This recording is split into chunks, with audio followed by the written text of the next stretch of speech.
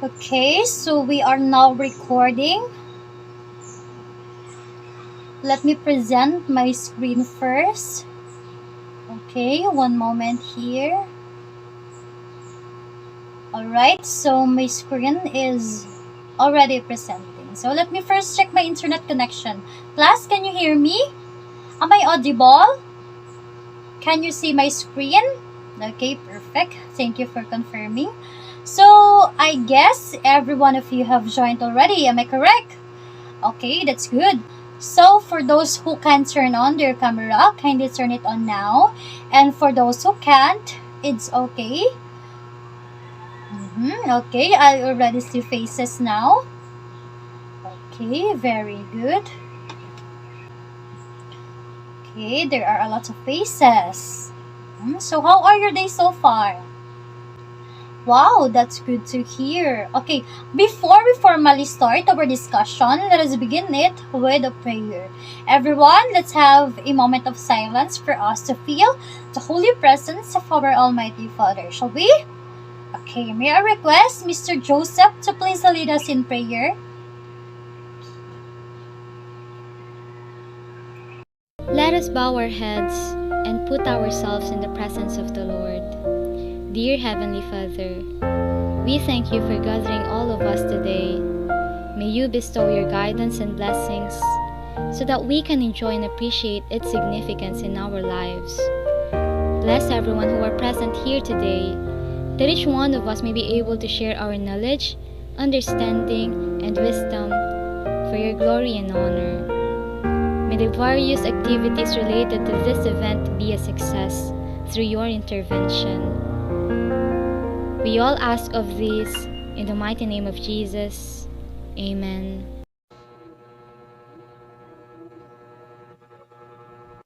So, good morning students and welcome to our Prof.Ed class. I am teacher Jen, your instructor for today. Alright, so before proceeding, let me again remind you to our virtual classroom etiquette. So, first is be on time, mute yourself, turn on a video, be in a quiet room, stay in one place, no food or drinks during class, come prepared, be respectful, raise your hand to talk, be an active participant, most of all, have fun and do your best. Okay. Again, we need to follow or observe the rules that we have as a gesture of respect to each and every one. And of course, for us to have a peaceful and meaningful class.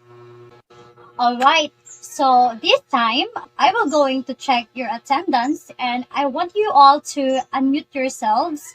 And when I called your name, say present. And for those opened camera, kindly raise your hand the moment I called your name. Are we clear? Okay, so let's proceed. Mr. Chua. Okay, very good. Mr. Ace. Okay, present. Mr. Joseph. Okay, very good. Mr. John. Okay, very good. Miss Cathy. Is Miss Cathy around? Okay, very good. Miss Diala. Okay, present. Miss Rose. Okay, present. Miss Wilmarie. Present, very good. Miss Kathleen. Okay, very good. And Miss Michelle. Okay, very good. Wow, I am amazed with your attendance today, students. It seems that all of you are present. Okay, let's move on. By the way, who among you here remember the lesson that we had yesterday? Yes, Mr. John. Okay, very good. It is all about a fact and opinion. What is again a fact, Miss Diala? Okay, very good. A fact is a statement that can be tested by experimentation, observation, research, and shown to be true or untrue. Now, what again an opinion, Miss Wilmarie? Okay, very good. An opinion is a person's belief, feelings, or a judgment about something about that particular thing. And it is subjective, meaning it is value judgment and it cannot be proven. Very good. Now, who can give me an example of a fact? Yes, Mr. Joseph. Okay, very good. your heart pumps blood through your body is an example of a fact. What else? Yes, Miss Kathleen.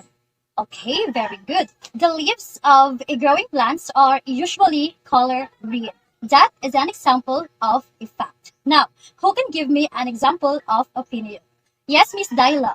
Okay, very good. The ice cream tastes delicious and is an example of opinion. What else? Yes, Mr. Ace. Okay, very good. Blackpink is the best K-pop group. So those are example of an opinion. So again, fact relies on observation or research, while an opinion is based on a person's assumption. So let's proceed. I guess you are now ready to learn another lesson. Am I correct? That's great. But before that, let's have first a drill. And this activity, student, is entitled Complete Me. So as you can see in your screen, there is a given statement, right? So all you have to do is to complete the given statement. And I will going to call a name, and students who are called will be the one to complete the given statement. Are we clear? Okay, so let's start. Assessment is important for teachers because, Miss Dyla, can you complete the given statement? Assessment is important for teachers because, okay, very good. Assessment allows teachers to see if their teaching has been effective. Correct. What else? Yes, Miss Wilmarie. Okay, very good. Assessment also allows teachers to ensure that their students are learning. Now, for the statement number 2, assessment is important for students because, yes, Mr. John. Okay, very good. When students are able to see how they are doing in the class, they are able to determine whether or not they understand the course materials. That's correct. Now, for the statement number 3, assessment can, yes, Miss Wilmarie. Okay, very good. Assessment can also help motivate students. If students know that they are doing poorly, they may begin to work harder. Very good. For the assessment number 4, assessment will, no one? Yes, Miss Kathleen. Very good.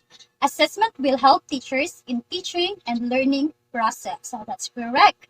For the assessment number 5, assessment is, yes, Mr. Joseph. Okay, very good.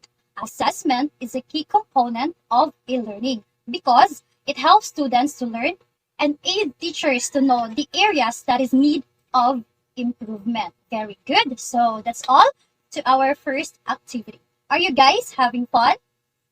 And so do I. So, all right, let's proceed with another activity. This time, students, I want you to give your best and try to answer this activity. Are you ready? Okay, that's good to hear. So this activity, student, is entitled Reflect.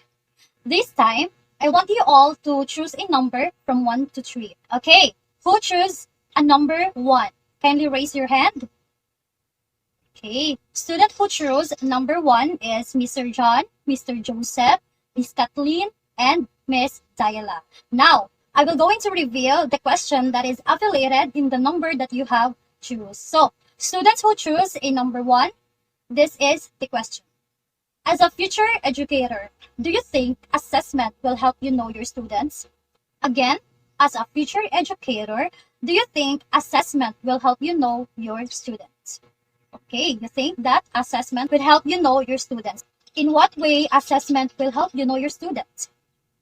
Okay, very good. Thank you, students. Now, kindly raise the hands of the students who choose the number 2. Okay, we have Mr. Ace, Mr. Joseph, Miss Raouf, and Miss Michelle. Okay, this is a question that is affiliated in number 2. So, as a future educator, do you consider assessment as an integral part of a teaching and learning process? Why? Okay, very good. Assessment is an integral part of teaching and learning process because it helps teachers to know if his or her teaching strategies are effective and for students to know if they are learning in that particular subject or a topic. Very good. Now, let's move on. So, students who choose the number 3, kindly raise your hand. Okay, so we have Miss Kim, Miss Anna, Miss Chris, and Mr. Baltasar. So here is the question affiliated in the number 3. So as a future educator, do you believe the assessment is important? Why? Okay, very good. It seems that your answers are all correct. All right. Thank you everyone for your cooperation and as well to your meaningful answers. Now, what have you guys feel when doing this activity? Yes, Miss Daila.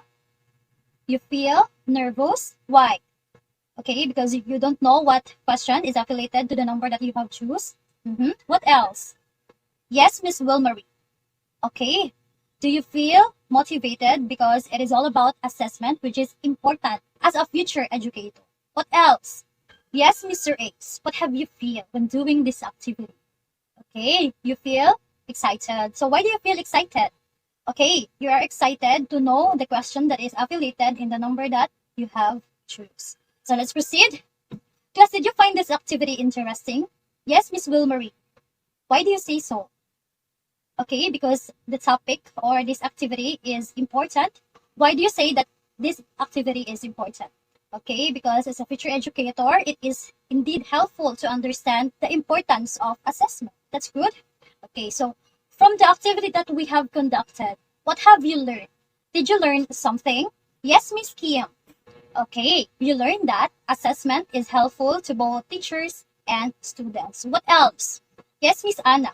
Okay, you learned that assessment will aid teachers to understand or to know if their students are learning. What else? None? Okay, so thank you everyone for your cooperation. Those activity that we have done is actually related to the topic that you will be learning. So, who among you here have an idea about the topic that you will be going to learn for today's session? Yes, Miss Michelle, do you have any idea? It is all about assessment. Okay, so the topic that I will going to discuss today is all about the types of assessment. So Miss Michelle is correct. But before proceeding to our discussion, let me first introduce to you our class objective. So at the end of the lesson, students will be able to distinguish the differences of norm and criterion reference assessment, contextualize and decontextualize assessment, analytic and holistic assessment. Identify what type of assessment is used, and construct assessment using norm and criterion reference, contextualize and decontextualize, analytic and holistic. So let's proceed. What is norm and criterion reference? Contextualize and decontextualize, analytic and holistic. Okay, so those mentioned assessments are types of assessment. So when we say assessment, it is a systematic process of documenting and using empirical data on the knowledge, skills, attitudes, and beliefs to refine programs and improve students' learning. So again, when we talk about assessment, it is a systematic process of gathering, interpreting, and acting upon data related to the students' learning and experience for the purpose of developing a deep understanding of what students know, understand, and can do with their knowledge as a result of their educational experiences.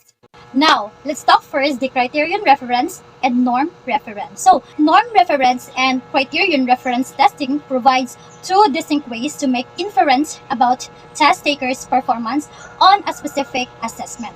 These two testing types have a different construction methods, underlying goals, and methods for interpreting A scores. So, let's discuss first the norm reference. Norm reference assessment refers to an assessment that ranks students on a bell curve to determine the highest and lowest performing students. This method is used to understand how student scores compare to a predefined population with similar experiences. Grading on the curve or bell curve refers to grading each student based on where that student stands relative to all others in the same section, and giving the same distribution of grades to all sections of the same class. So, norm reference tests make comparison between individuals. It may measure the acquisition of skills and knowledge from multiple sources such as notes, text, and etc. Norm reference tests help compare the performance of one student within the performance of a large group of students. In short, Norm reference assessment gives us information on what the student can perform by comparing to another students. Examples of a norm reference test includes the SAT, IQ tests, and tests that are graded on a curve. So, based on my own understanding, SAT is a widely used examination for incoming college or freshmen applying to college and universities. An IQ test is an assessment that measures a range of cognitive abilities and provides a score that is intended to serve as a measure of an individual's intellectual abilities and, of course, their potential. So, as what I have known, IQ tests are among the most commonly administered psychological tests. It is a typical IQ test consists of taking various tests measuring intelligence, including spatial recognition, short-term memory, mathematical ability, and analytical thinking. So those are examples of a norm reference assessment. Now, let's move on with criterion reference assessment. So when we say criterion reference, it is the process of evaluating the learning of students against a set of pre-specified qualities or criteria without reference to the achievement of others, unlike the norm reference. So in short, criterion reference tests focus on what test takers can do and what they know, not how they compare to others, unlike the norm reference that I have mentioned a while ago. So, criterion reference tests are often used in a pre-test or post-test format. Criterion is characterized as students are assessed independently. Their performance isn't compared to that of another student. The focus is students' learning rather than scoring eval grades. That assessment criteria are fixed and it usually delivers a quick result. So, an example of a criterion reference test includes questionnaires, surveys, multiple choice, true or false questions, and open-ended questions. But both criterion and norm reference are very useful in assessing the learning outcomes, though they are vary in assessing students. But they are indeed useful when it comes to assessment. Now, norm tells us how an individual performance compares that of others, while criterion tells us the specific performance in terms of what individual can do without reference to performance of others. Are we clear with norm and criterion? Alright, so let's proceed with the contextualized and the contextualized assessment. In contextualized assessment, the focus is on the student's construction of functioning knowledge and the student's performance in application of knowledge in the real-work context of the discipline area. Assessment tasks reflect the goal of e-learning. It uses performance-based tasks which are authentic in nature. In addition, it describes assessment practices which measure skills and knowledge in dealing with specific situations or perform specific tasks which the students have identified as important and meaningful to them. Application of the skills and knowledge must be in the context of the real world as possible. Examples of contextualized assessment are painting, horticulture, hairdressing, or should I say those hands-on activities, which is why contextualized assessment is indeed important because it ensures that candidates are able to apply their skills and knowledge in a work setting and can be assessed as competent for a particular work context. So in general, a performance-based assessment measures students' ability to apply the skills and knowledge learned from a unit or units of study. Typically, the task challenges students to use their higher order thinking skills to create a product or to complete a process. That is why, in contextualized assessment, hands-on activities are given emphasis. Now, let's proceed with the contextualized assessment. The contextualized assessment includes written exams and term papers, which are suitable for assessing a declarative knowledge and do not necessarily have a direct connection to a real-life context. The contextualized assessment focuses on declarative knowledge and or procedural knowledge in artificial situation detached from the real work context. So these type of assessment topics or materials are devoid of background information or association that may activate a person's existing understandings and prior experiences. This often done to focus only its targeted skills such as abilities to decode words or identify key elements. This often done to focus only on targeted skills such as abilities to decode words or identify key elements of sentences in isolation from related cognitive skills. Both contextualized and decontextualized learning and assessment has its role in evaluating learning outcomes, the same as the norm and criterion reference, although they are different in method but the same purpose. So again, the example of the contextualized assessment includes written exams and term papers. Now, do you have any question about contextualized and decontextualized assessment? None? If none, we're going to proceed to analytic and holistic assessment. So, when we say analytic assessment, it refers to a specific approach in the assessment of learning outcomes. In this procedure, students are given feedback on how well they are doing on each important aspect of a specific task expected from them. Analytic assessment involves assessing different aspects of students' performance, such as mechanics, grammar, style, organization, and voice in student writing. For example, analytic rubrics used to evaluate students' essay writing often include the following dimensions, which are the development of ideas, organization, language use, vocabulary, grammar, spelling, and mechanics. So, analytic assessment should not be undertaken in part, but must address the whole performance. Another example of a analytic is rubric for speech, and it consists of delivery, mastery, posture, voice volume, and etc. So, do you have any question about analytic assessment? If none, we're going to proceed to holistic assessment. Okay, so holistic assessment is the process of using multiple sources to gather information and provide feedback to support and guide learning. It focuses on achieving quality and balance in the assessment system to support decision making and increase students' motivation and success in learning. Holistic assessment means making an overall assessment, considering all criteria simultaneously. In short, holistic assessment focuses on the assessment of a whole work activities rather than specific elements. When assessing a unit of competence holistically, the assessment activities integrate a number of aspects of the competency, and that is how holistic work. So, based on what I have read on the internet, holistic assessment is that teacher or the assessor has to develop a complex mental responses to a student's work and evaluating the student's work. The assessor provides a grade and supports it with a valid justification for assigning the grade. So, the example of holistic assessment includes journals, peer assessment, self-assessment, group presentation, portfolio, and etc. So, the application of the various assessment methods need to be tailored in a way that will enhance the student's personal strength. Through holistic assessment, the students are able to develop a decisive and investigative skills that permit them to handle assessment tasks effectively. Moreover, the students are capable of knowing how to construct concrete responses to a particular questions. And those are how holistic and analytic assessment work. So, do you have any questions, clarifications about the assessment that I have mentioned a while ago? If none, we're going to proceed. None? All right. Now, did you understand the lesson?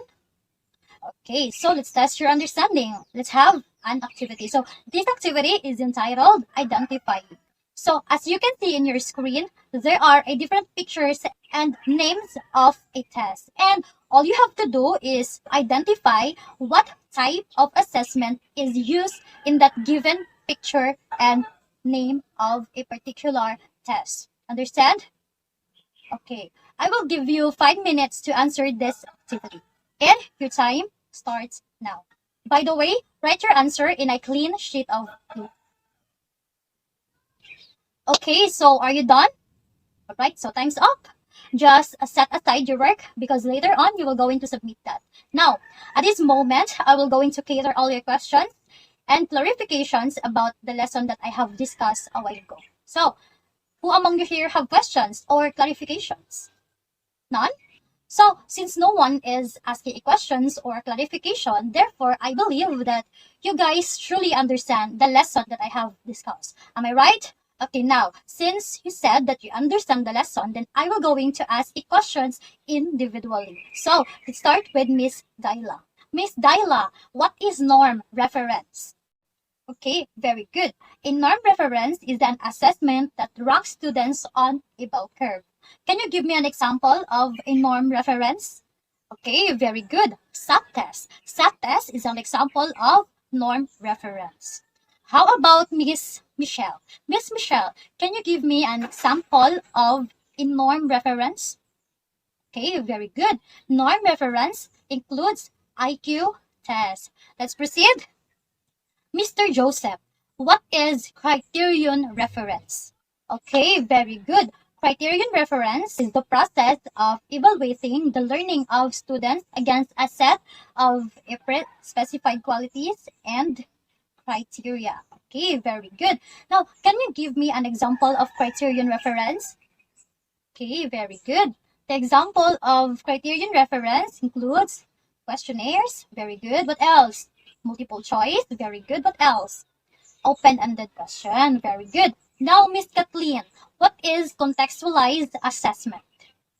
Okay, very good. Contextualized assessment focus on the student's construction of functioning knowledge and the student's performance in application of knowledge in the real work context. So, can you give me an example of contextualized assessment? Okay, very good. An example of contextualized assessment is performance-based assessment. Now, Miss Wilmarie, what is the contextualized assessment? Okay, very good. The contextualized assessment focuses on declarative knowledge and or procedural knowledge in artificial situation detached from a real work context. Now, can you give me an example of the contextualized assessment? Okay, very good. Term papers and written exams are examples of the contextualized assessment. How about the analytic assessment? Yes, Mr. Ace. Okay, very good. Analytic approach, students are given feedback on how well they are doing on each important aspect of a specific task expected from them. So, can you give me an example of analytic assessment? Okay, very good. Essay writing rubric is an example of analytic assessment. How about the holistic assessment? Yes, Miss Kim. Okay, very good. An holistic assessment is the process of using multiple sources to gather information and provide feedback to support and guide learning. So, Miss Kim, can you give me an example of a holistic assessment? Okay, very good. Term papers are example of holistic assessment. So, I guess you are now well knowledgeable about the topic that we have tackled today. So, I will go in to give you another activity to test your understanding. So, to evaluate your understanding, I want you to create at least 2 examples from the assessment that we have tackled a while ago.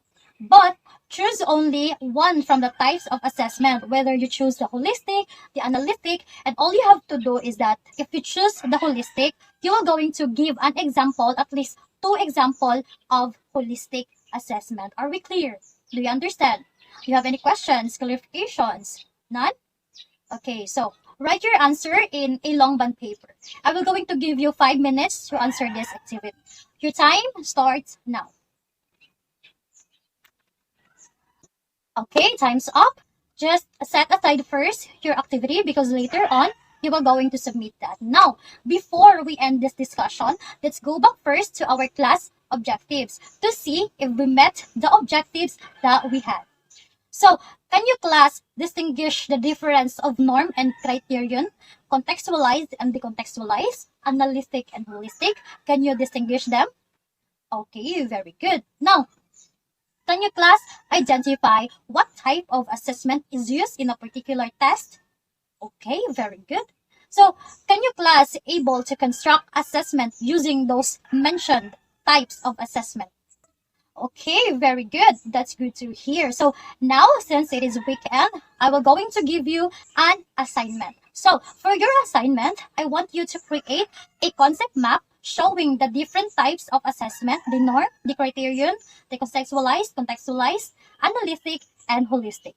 The concept map must present their futures. So make use of your creativity in presenting those assessments. Are we clear? Do you have any questions?